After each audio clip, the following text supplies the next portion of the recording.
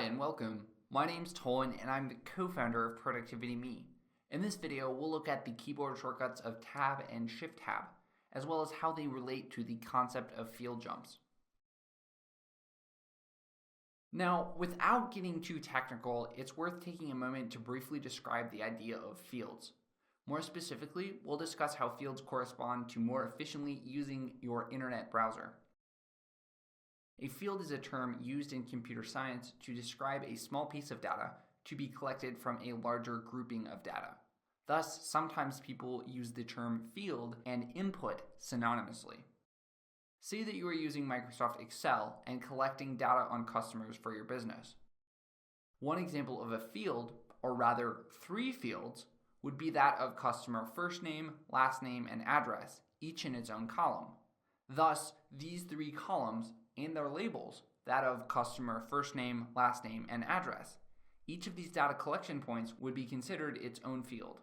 In the context of your internet browser, a field is a place on the web page that allows you to take some form of action.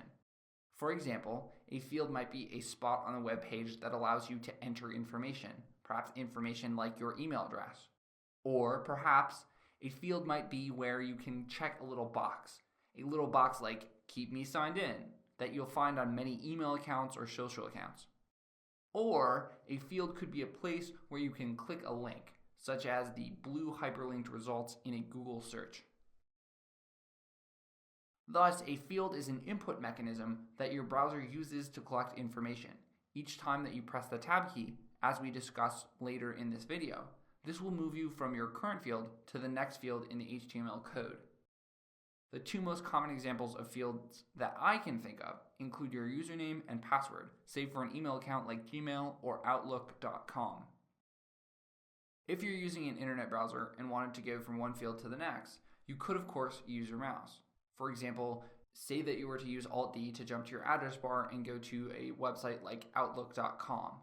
Once you press the Enter key and that web page loads, you could then type your username in, and using your mouse, you could click to the next field, which would be your password. Once you've got your password, you could either go to the Keep Me Signed In box, or you could move your mouse and your cursor directly to the Sign Me In button.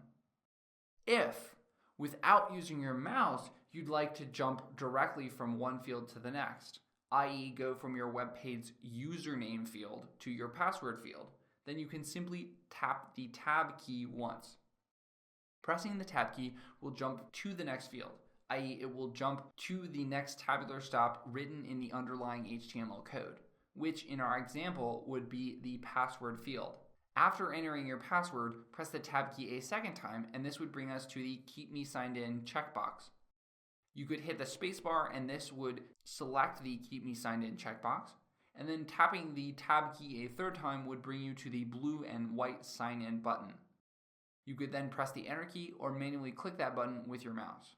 If you had a valid Outlook.com account and entered all of your information correctly, then pressing the Enter key would allow you to sign into Outlook without too many problems. Now let's look at the keyboard shortcut Shift-Tab, which allows you to jump to the previous field. Say that you are again to go to Outlook.com. Once you've entered your information in, perhaps you realize that you mistyped your username.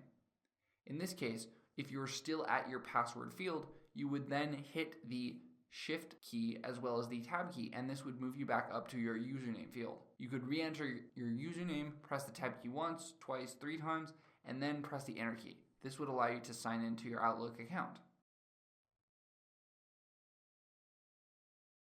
And with that, in our next video, we'll look at the Alt, right, and left arrow keyboard shortcuts, which are methods that allow you to go back to your previous web page or forward to the web page that you were just at.